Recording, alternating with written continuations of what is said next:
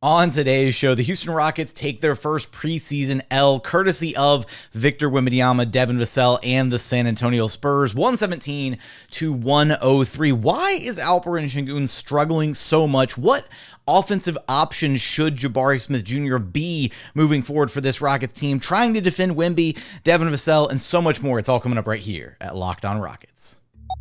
This is Mission Control, Houston. Ignition sequence start. Throw it up to Jalen Green. Sengun here in the short row. Oh, my, that's the no-look. Jabari for three and the win. Yeah! Look at Tari Eason. Here comes Tari. No! T-minus 15 seconds. Guidance is internal. The Houston Rockets select Thompson and Cam Whitmore. One thing I have never done is not made the playoffs, and so we want to take that step here as well.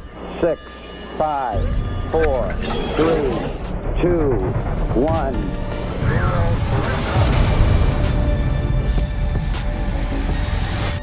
What's up, and welcome to another edition of Locked On Rockets, your daily podcast home for everything Houston Rockets basketball. As always, I'm your host, Jackson Gatlin, native Houstonian and credentialed media member. I'm also the host of Locked On NBA Mondays. Be sure to follow along on Twitter at JT Gatlin. The show, of course, at Locked On Rockets, free and available wherever you listen to your podcasts, including YouTube. And as always, thank you so much for making Locked On Rockets part of your day every single day, whether it's on your way to work, on your lunch break, in the gym. Thank you for making LOR part of your day every single day. A lot to get to in today's episode as we are recapping the Houston Rockets 117-103 loss to the San Antonio Spurs, in which the Rockets were not at full strength. The San Antonio Spurs were at full strength. The Rockets missing 3 starters and 2 key bench contributors, which ultimately led to some of the issues that they were faced with in this game. The San Antonio Spurs at full strength, having all their key contributors available, more of a dress rehearsal for the Spurs. And even though that was the case, I still think there were some key takeaways that we have from this game. Why is Alperen Sengun struggling so much? We'll also hear Ime Udoka's thoughts on that front. Jabari Smith Jr. and what option should he be moving forward offensively for this Rockets team? Is he ready to take the reins as one of the lead options for the Rockets? And just some other takeaways about trying to defend Victor Wembanyama, Thompson, and his growing pains as a lead ball handler. So much stuff to get to. And honestly, as my cat tears up the chair next to me in my office, I am exhausted because I did the drive back from San Antonio after the game for God knows what reason. So this podcast is either going to be one of the best podcasts I've ever done, or it's going to be an absolute train wreck. And I haven't quite decided which direction. It's less deciding which direction it's going to go and more just seeing what direction it goes. So this will be a lot of fun. I got my Red Bull though. Get the little ASMR click. Take another sip for good measure. All right. Let's get through this. 117-103, Rockets take the L. They were missing 3 starters, Jalen Green, Dillon Brooks, Fred VanVleet, and 2 key bench contributors, Tari Eason and Jeff Green. Now, the veterans, Fred, Dillon, and Jeff, were all sitting for rest. Ime said that he would wind up resting some of the starters, and of course, he wound up doing that. And then Jalen Green still out due to the toenail situation, which apparently he had to have the whole toenail removed. There is optimism that he'll be back for the final preseason game against the Miami Heat Friday at home at the Toyota Center. But he was out again for this second matchup, round 2 with the San Antonio Spurs. And then Tari Eason still out with what is being listed as a left lower leg contusion. So some key contributors out. Jock Landale did wind up playing, and, some positives from his performance as well. So we'll get to those a little bit later on. The Spurs had everybody. They had their, may or may not be their starting lineup of the season. Zach Collins, Jeremy Sohan, Keldon Johnson, Victor Wembanyama, and Devin Vassell. And they looked every bit the team that had, their full roster at their disposal. Devin Vassell was electric. He had 25 points all in the first half, I might add, which was a little ridiculous.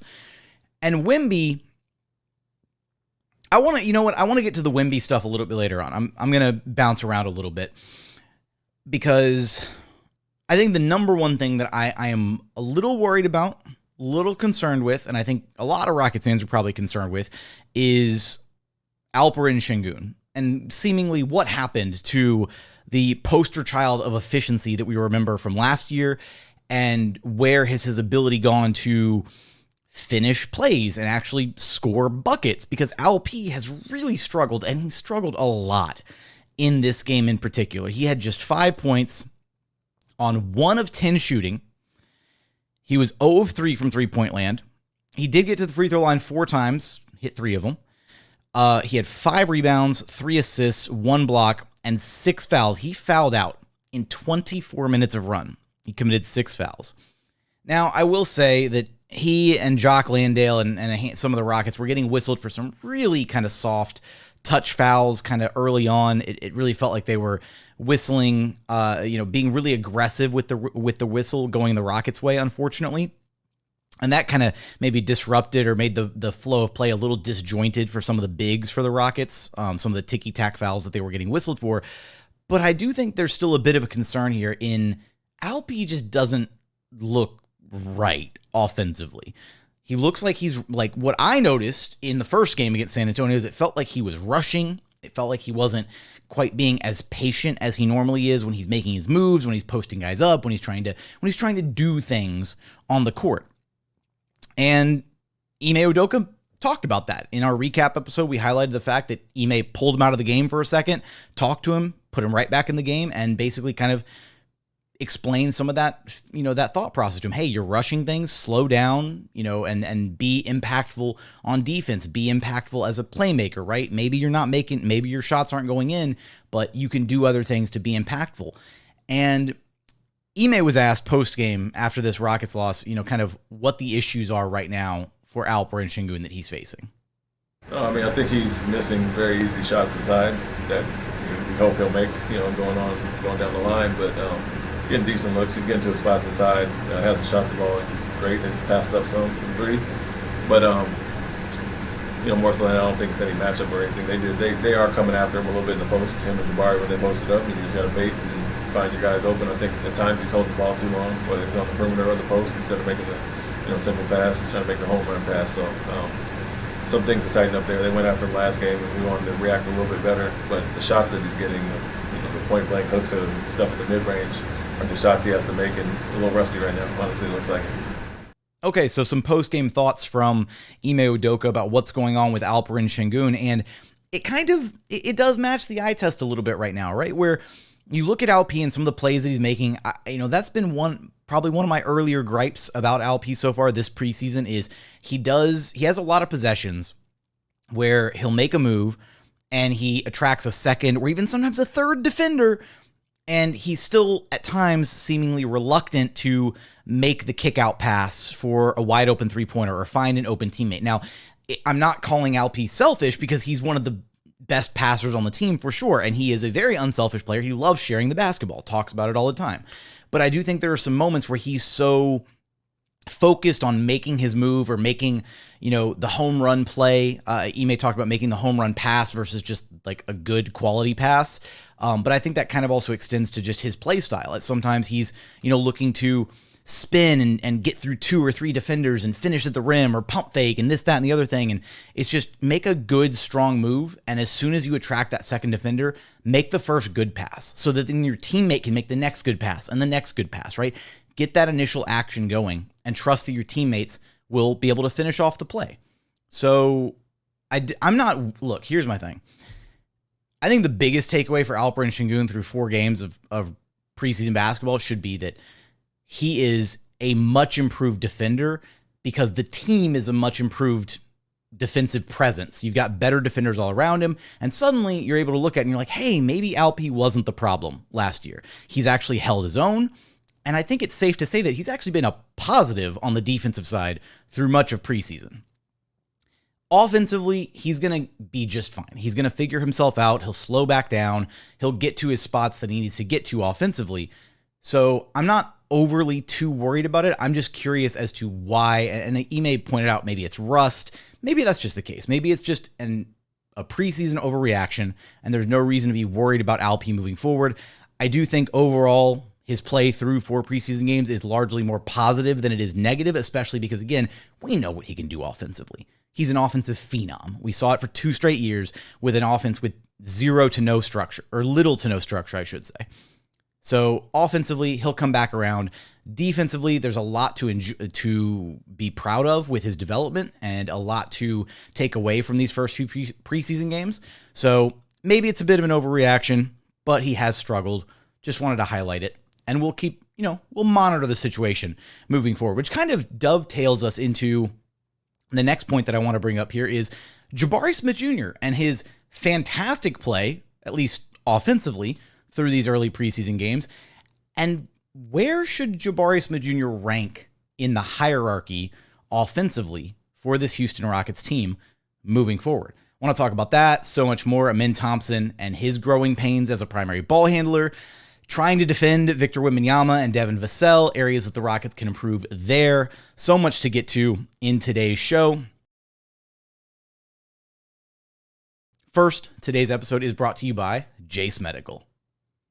Look, there's a lot of uncertainty in the world today, and it's important to be prepared for whatever may strike, right? It could be wildfires in areas that are drought-stricken across the U.S. It could be hurricanes. It could be earthquakes. So many different disasters that could happen at a moment's notice, and these can lead to all sorts of supply chain shortages for medications or the inability to get medications in a timely manner. The Jase case is a personalized emergency medication kit that contains 5 essential antibiotics that treat the most common and deadly bacterial infections. You can also customize your case and add additional life-saving medications based on your unique needs. I know for me, first off, I'm a type 1 diabetic, so there's that, but I'm also an asthmatic at the same time. And so for me, like dealing with asthma, dealing with type 1 diabetes, these are issues that are very prevalent in my everyday life. And if I were to run out of either of my medications for those, it would be incredibly problematic. So having Jase Medical be able to provide a kit that has emergency medical supplies is so beneficial. Jase Medical has the ability now to offer customization to your Jase case with dozens of add-on medications. You just choose the medication that fits you and your family's unique needs. And here's an option. You can even buy gift cards. So maybe you know somebody that might be able to benefit from a Jase case, but you don't know specifically the kind of things that they might need, the medications that they would qualify for or that would be best utilized in an emergency situation for them. Buy them a gift card for your loved one so that they can be prepared in case something bad happens. Go to jasemedical.com and enter code LOCKEDON at checkout for a $20 discount on your order. That's promo code LOCKEDON at Jase Medical, JASE Medical.com. And continuing on here at Locked On Rockets, your daily podcast home for everything Houston Rockets basketball. My cat decided he wanted to be part of the show, so now he's going to hang out here because he's got separation anxiety because I've been in San Antonio for the last 2 days. Be sure to stay tuned in throughout the week as we have it covered for all of the rest of the Rockets preseason action. We'll definitely have a recap episode up. Oh, there he goes. All right, never mind. We'll definitely have a recap episode up after the final preseason game against the Miami Heat, so be on the lookout for that. God, I still haven't even taken off my credential yet. My suitcase is still in the car downstairs, but wanted to talk about this game before getting anything else done. So let's focus here on Jabari Smith Jr. for a moment, who has been absolutely phenomenal offensively through these handful of Rockets preseason games. Jabari Smith Jr. is currently averaging 16.3 points per game on 53.5% shooting and 7.5 rebounds in just under 25 minutes per contest over these 4 games. He's 8 of 15 from 3, which is good enough for 53.3%. And then he's 11 of 13 from the free throw line, good enough for 84.6%. This very much seems like a continuation of his play from Summer League. Also, I teed this up terribly. He is your Locked On Rockets player of the game. It was between him and Nate Williams, and Jabari Smith Jr. won in a landslide. So,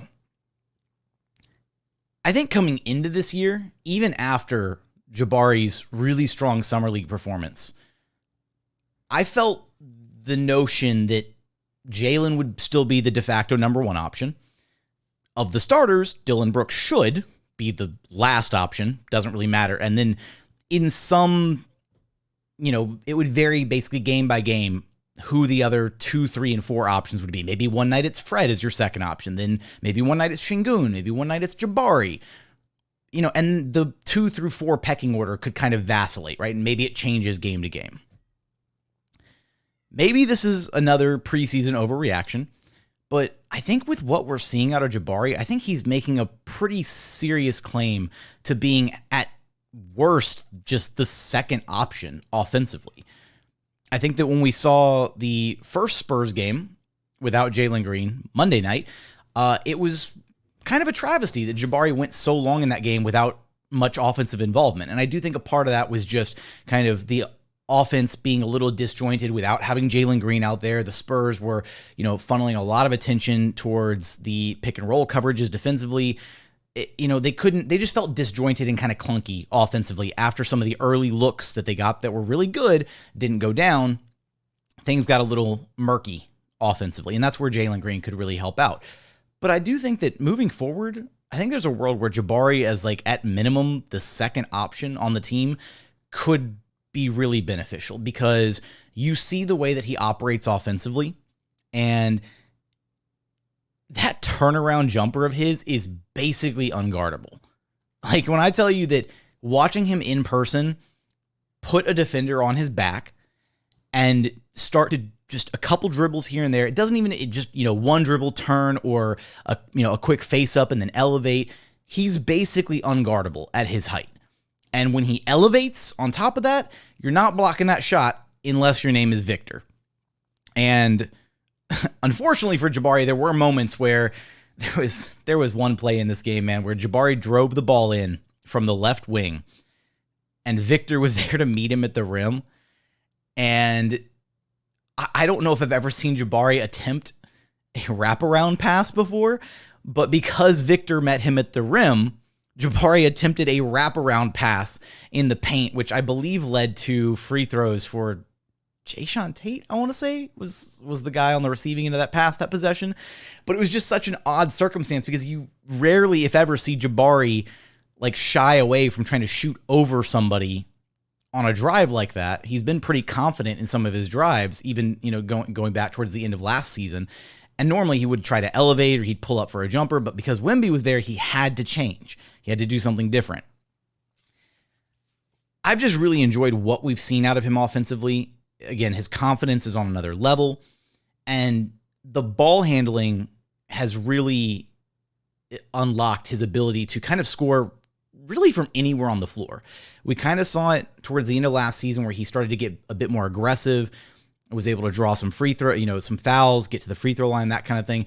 Jabari Smith Jr. is definitely a 3-level scorer now. Interior scoring and scoring at the rim is probably his weakest of the 3 levels, but he's very adept at the mid-range. We know he can hit threes, and he's shooting them at a pretty consistent clip right now, and he can get to the free throw line. So he's effectively a 3-level scorer.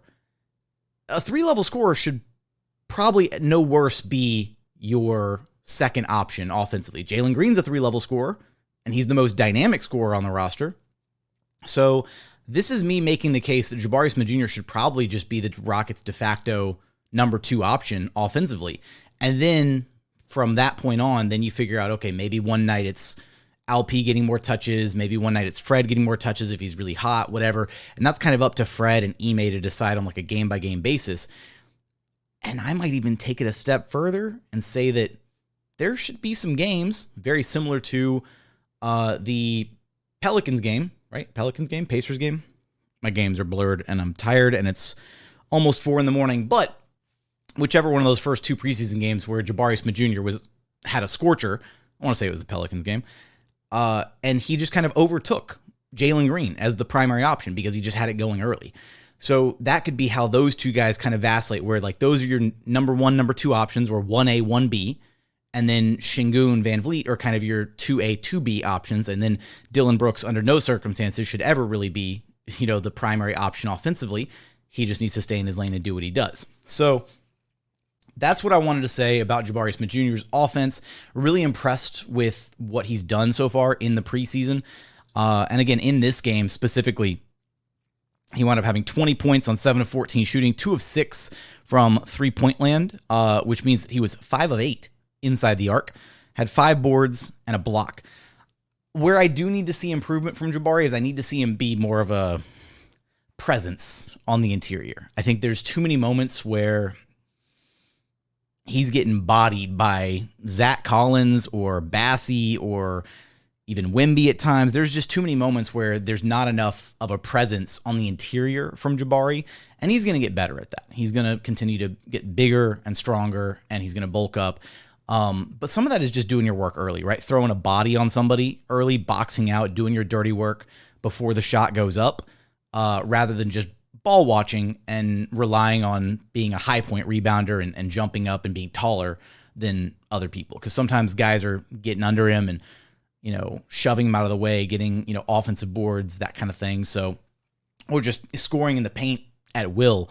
I don't need Jabari to be a Bam Adebayo. I'm not looking for him to be a Rudy Gobert all of a sudden, but just be, a little bit more of a presence in and around the rim defensively, which I think, again, once you get your actual defensive perimeter stoppers in Fred VanVleet and Dillon Brooks, that'll be less of an issue when you're able to kind of keep that dribble penetration to a minimum, and when you've got those smart, good team defenders around you to kind of help bail you out or maybe help you with a double team here and there, that kind of stuff, less of an issue overall. So not a 5-alarm fire there on the defensive side for Jabari, but definitely something that I want to see a little bit of improvement from out of him moving forward. Coming up, I do want to get into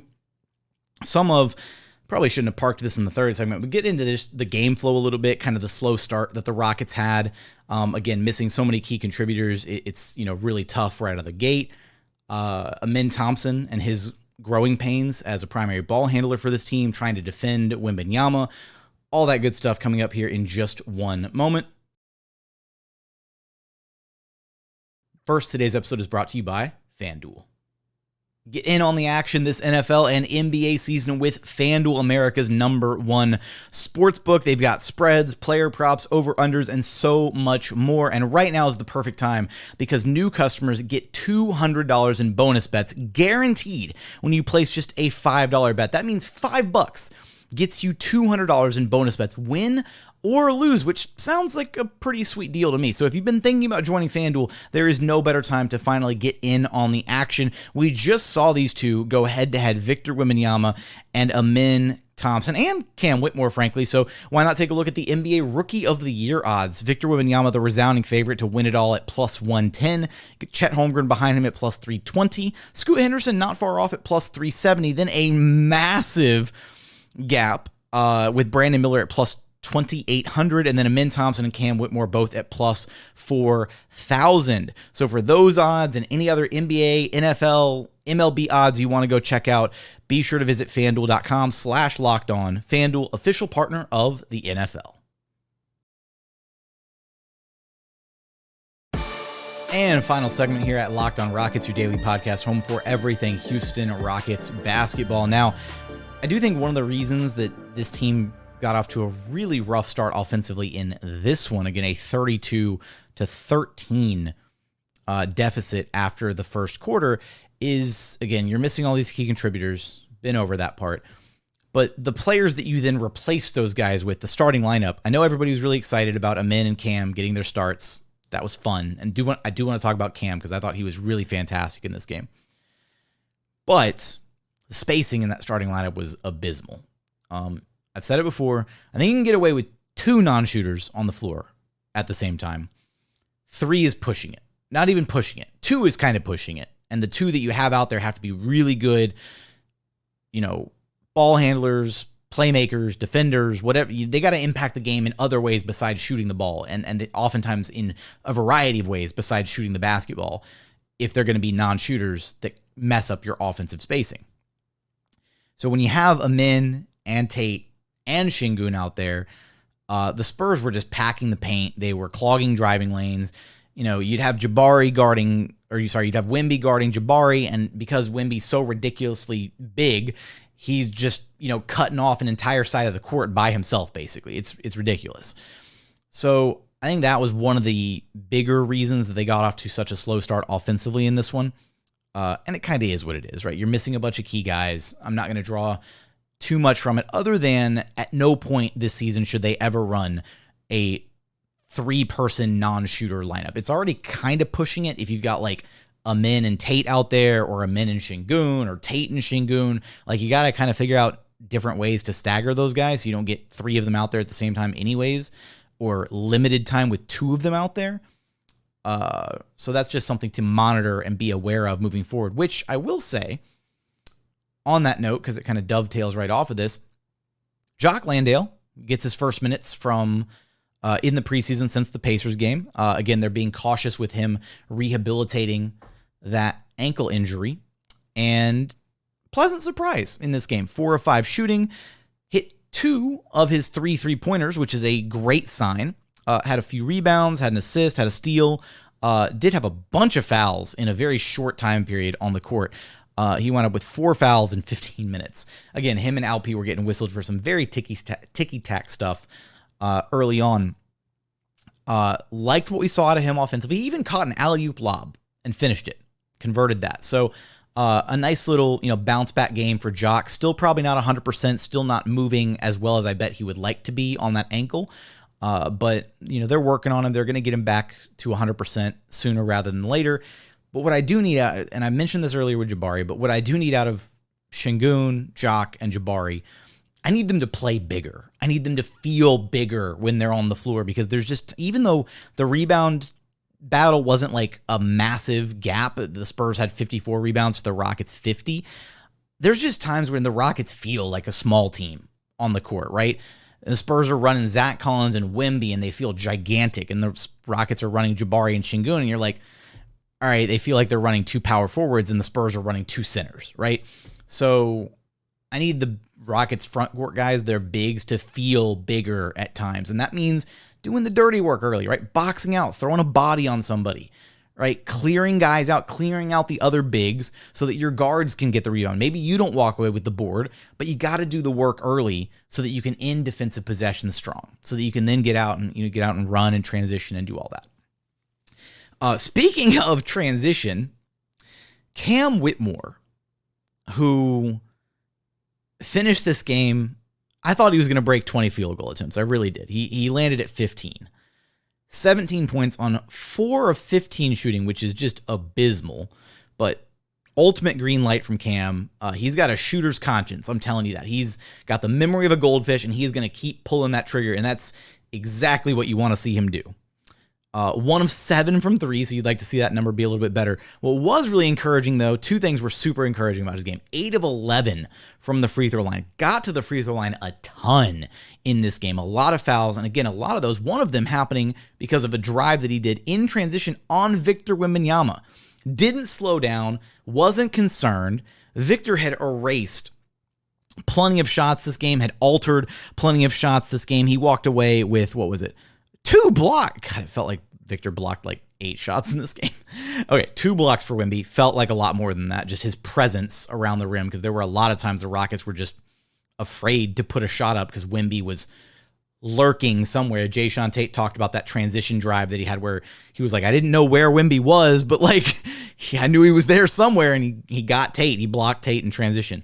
Cam Whitmore drove it straight into Wemby and drew a foul. And that's how you have to attack Wemby. You can't go at him half-heartedly and try to get a shot up over him, because it's impossible. He's going to block it into the 5th row. So you have to take it into his chest. You have to be aggressive with it. And that's exactly what Cam did. He was driving, drawing fouls, getting to the rim. Really liked Cam, really aggressive in this game. He had 6 rebounds, 2 assists, 6 steals. Really did a fantastic job of kind of playing the passing lanes and then being a terror in transition after, receiving those steals or getting the steal and then kicking it ahead, doing that kind of thing. Really liked what we saw out of Cam Whitmore in this game. Again, he's going to have to clean it up, the offensive efficiency. He's going to have to get to a point where he can be an efficient scorer, but I really like what we've seen out of him so far. Again, how this guy fell to 20 is beyond me, and I happen to add, and again, his defense has been solid, because even on switches, he holds his own. Cam has an NBA ready body. Jae'Sean Tate after the game called him a man-child, which was hilarious. But he because I asked Tate about Cam's defense, and Tate praised him and, was saying he's got this drive, this hunger to be the best, to be more than he is. I'm paraphrasing here.